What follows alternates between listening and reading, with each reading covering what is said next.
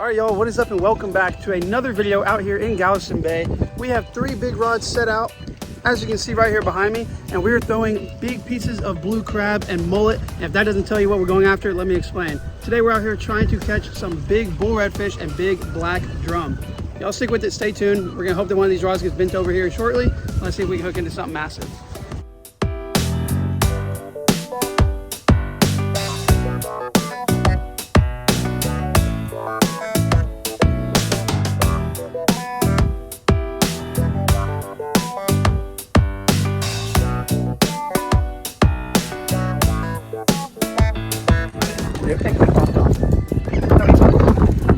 Alright, y'all, we're hooked up finally. It's been a long time. Man, I was just sitting here. Caleb was sitting at 90 behind the camera right now. And I looked up at this rod and it was real slack. This actually has a mullet head on it, a big mullet head. So, let's see what it is.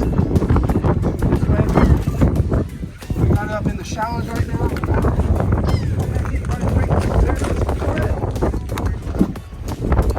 There he is. I don't know where he thinks he's going.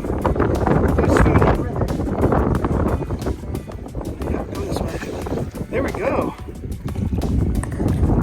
First bite of the day. We've been here 2 hours. Just got into the first fish. I shouldn't say first bite. We got a bit earlier, but I think it was half time. That's the first fish. Wow, that's pretty red. Well, I can't find my fish crisp, but here he is. I'm not even gonna measure him. I didn't even bring a measuring stick, but I'd say he is maybe 37, 38.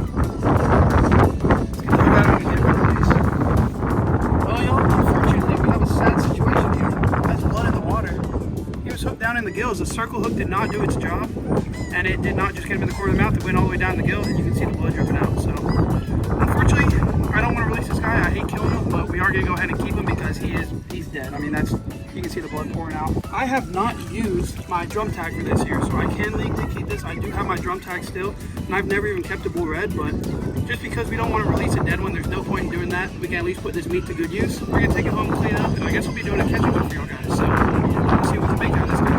Sad, but sometimes that happens. Well, a heck of a turn of events here, y'all. After 2 hours with no bites, I just hooked that red, and then back to back, as we were messing with that red, this other rod started going off, and Caleb just caught this big old drum right here. Look at the tail on that thing.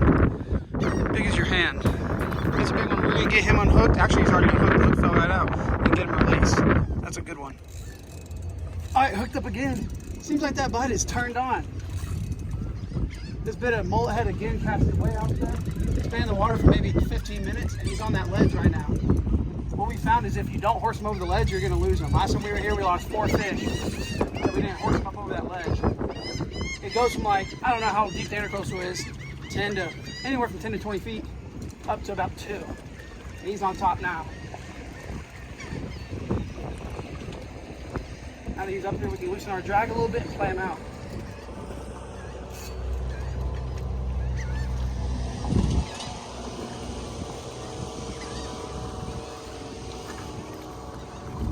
Right here again. That's a red the way he's swimming. Oh, that's a drum on a mullet head. I've been wondering for a while, guys, if black drum would eat mullet, because everyone's always talking about crab. Oh, you need crab to catch drum. Here's one on the mullet here. It's a golden color, which I guess is kind of fitting, because it ate the mullet, but there you go. It's still pretty green. Just kind of horsed him in, not a big one.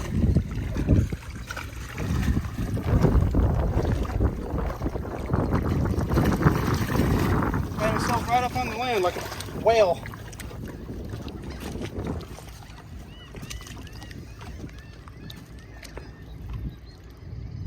You know what? There he is. Let's grab the fish grips because y'all won't believe this. I said I didn't have my fish grips a minute ago, and I walked over there and they were laying in the dirt. So I guess I lost them when I was here a week and a half ago, but we found them now. Let's get this guy unhooked and get him on his way.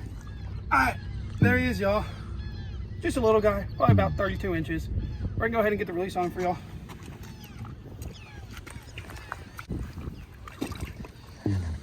All right. Man, he's drumming like crazy. We just had him out of the water just not even a minute. Hey, he in that bass drum. Oh. He's gonna bump into that rock right there, turn to the right, and find his way back out to the deeper water. All right, y'all. That's a good release. That bait was in the water for no more than 5 minutes. Let's cast another one out and see what we can hook into. Okay, so we just got a bite on this rod and then we reeled it in to check the bait. The fish never came back for it. And I want to show you all the reason I always rip the claws off.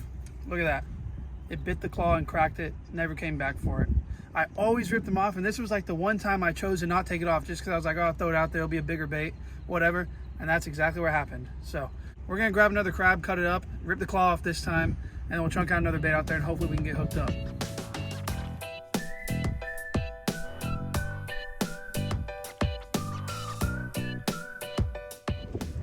Okay, so it's just about dark here, but what a turn of events, guys. So this afternoon, we met a new friend down here that lives pretty close to where we're fishing. And he had a kayak, and he was like, y'all want me to drop your baits? So we figured, yeah, you know what, why not? Let's see what happens. He went and dropped them in the middle of the channel, instant bite, twice in a row. So we just ran out our last 2 baits, because this all just happened in like the last 30 minutes. We just ran out our last 2 baits. There's barely any line on one of the rods because it's so far out there. And then the other one's got plenty of line, but we're gonna see if we can hook into hopefully just one more fish. We lost both those fish. They both broke the line. There's a bunch of oyster out there and stuff, and they just both cut the line. But yeah, we got these last 2 baits dropped. They're set up in the rod holders. Let's see if we can hook into them. Okay, well, it took a while to get a bite, even though the last 2 were pretty much instant, but we're hooked up now on the piece of crab. My arm's already tired. This bait was dropped. How many yards do you think that is? 150 at least, right? Yeah, at least. This bait was dropped at least 150 yards out there. So we're finding him all the way back, and then once he gets back, then I have to fight him up over that ledge. Right now, this fish is in deep water, and he's just kind of dead weight, just scooting across the bottom. But it made a decent run earlier. We're just gonna hope that we can pull this guy up and horse him over the ledge.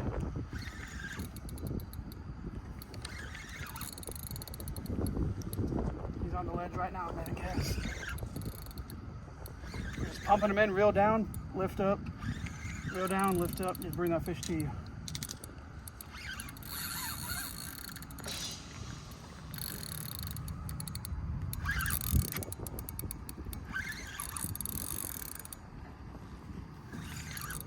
Playing him decently light drag, I think.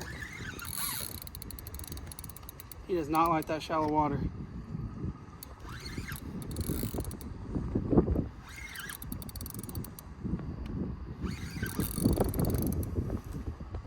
I'm tired. My arm's already giving out.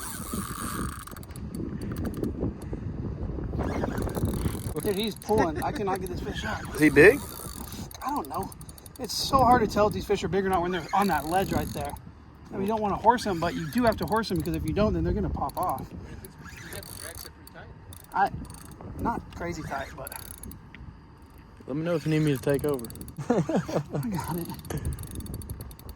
That rod's bending. He's on that ledge. He's stuck. See? You'll feel him get up. No, he's literally stuck. I got to like pull him over. Come on. He's coming. I feel him. There you go. It's like, guys, it's like a... Is that recording? Yeah. Guys, it's like a straight wall. We don't know what's out there, right? We don't have a graph on the bottom right now, but this is the intercoastal. The intercoastal is dredged out, and it's like a straight cliff coming up pretty much. That comes up on like a mud flat. Okay, well, the phone died, but we got the fish right here. A nice drum. And look how nice and dark he is. I mean, that thing looks awesome. So we're going to get him unhooked. We're going to get a picture, and then we'll get him back and release in the water. And that's the last fish of the day. All right. There he is. A nice black drum there. They definitely get bigger than that, but hey, he's drumming for us right there. I don't know if y'all can hear it. No, he's going to stop doing it. It's all right. That thing's probably about 32 inches, just the same as the last one. We're going to go ahead and get a release on him after we get a picture here. And yeah, let's do it. That makes the 4th fish of the day. We're going to be heading home in just a minute to clean out that redfish and do a nice catch and cook for y'all and show y'all how many worms we can find in it. That's always fun. So y'all stick with it, stay tuned, and we'll see y'all back at the house. Okay, I have that redfish right here, and I'm about to go ahead and fillet it. I already filleted one side, as you can see. I do want to say, though, although I did keep this one and I am filleting it, the only reason I did that is because it was dead. I do not usually keep these, and I really don't recommend it. These are the breeders, so why do you want to keep one that's just going to go ahead and make more for you, right? In my opinion, I just like to go ahead and return them, and the smaller ones are usually better to eat anyways. The meat on this thing is weird. I don't think I've ever cleaned a bull red. It feels like soft and just strange, but we're going to go ahead and fillet up this other side, and then I'll show you how we're going to cook this thing up. Okay, well, about 10 minutes later, and I'm done here. Got 2 nice fillets right here. Not too bad for my first time filleting a bull red. And then we also have the throat right here, which is one of the best parts. If you are gonna keep a bull red, I highly recommend definitely keep the throat. It has some of the best meat in it. So now I think we're actually gonna do two things with this. We're gonna do one of these fillets and we're gonna do the biggest redfish on the half shell recipe, right? Because we have the bull red fillet right here. And then we're probably just gonna go ahead and fry up the other one and see how they compare. Surprisingly, I do not see any worms right now. Usually bull reds would be filled with worms, but I don't see one. So we're gonna go ahead and put these things on ice and I'll get back to y'all when we start cooking. Okay, so we've got the fire going right here. We're gonna get those coals nice and hot, and then we're gonna dump that out, and then that fish is gonna go on, and it should only take about 15 minutes to cook. So we're gonna go to those coals about 5 more minutes until they start getting real hot at the top there. And then we'll dump them out and be ready to go. Okay, the grill is going. It's at a nice 300 degrees here. We got the fish right there. We're running solo today, so let me set the camera up and I'll show you what we're doing. So we've got our redfish right here. As you can see, it's a pretty big fillet, way bigger than the pan. And all we're gonna do is we're gonna take our seasoning. This is just some homemade seafood seasoning, blackened seasoning. We're gonna give it a healthy amount of that. All I've done up until now is just put a lot of olive oil on it. That's gonna keep it from sticking because we are gonna go face side down on the grill. Let's go ahead and take it, looks good. We're just gonna lay it straight over the fire, meat side down.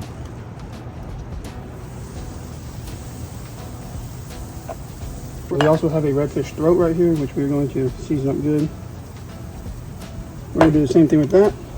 We get all that olive oil on it. Meat side down. Now we're gonna close that. Give it about 5-10 minutes to cook like that. And then we're gonna switch it over on the other side and finish it off on the shells. And that right there is gonna be some simple redfish on the half shell.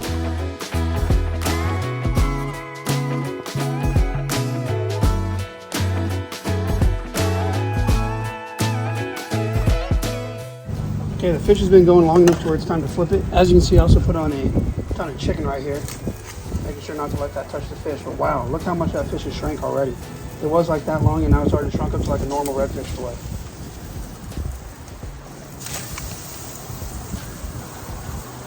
Threw that down there like we meant business. Look at that, that looks good.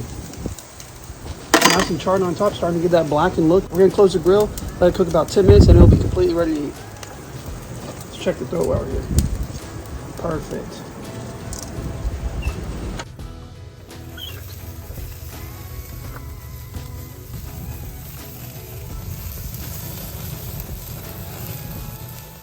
Okay, so I took the fish off the grill right here, and y'all check it out.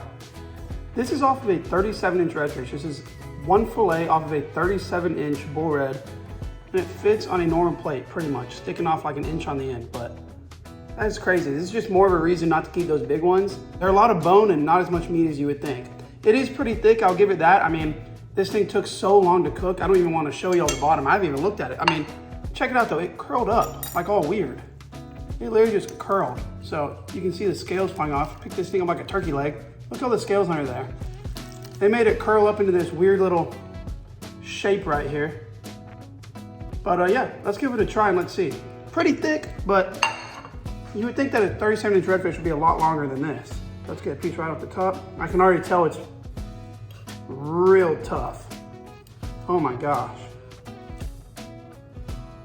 We got a piece right off the very top right there. Let's go ahead and give it a taste.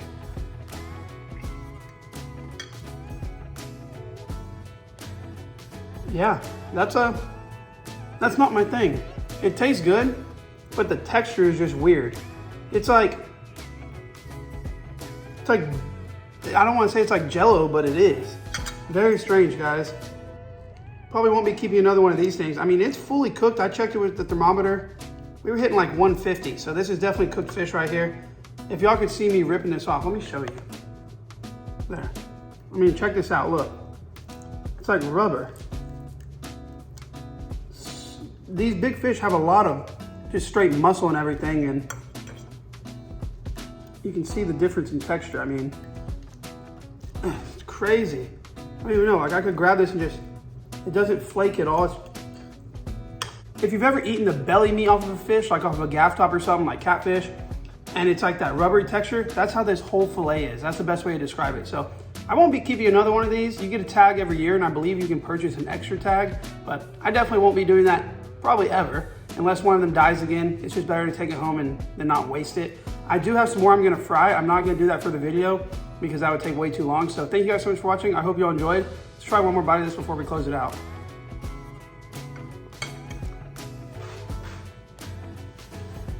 Yeah, no, still not my thing. The best way I can describe how that is to y'all is the texture of it is just like straight fat off of a steak. Very weird, but thanks for watching. Don't forget to hit that like button, leave a comment down below, subscribe if you're not already. If you are, like always, guys, thank you so very much. New videos coming soon. I plan on going fishing again tomorrow, so hopefully we'll have another big drum video for you guys. That's it for right now, though. Until then, peace.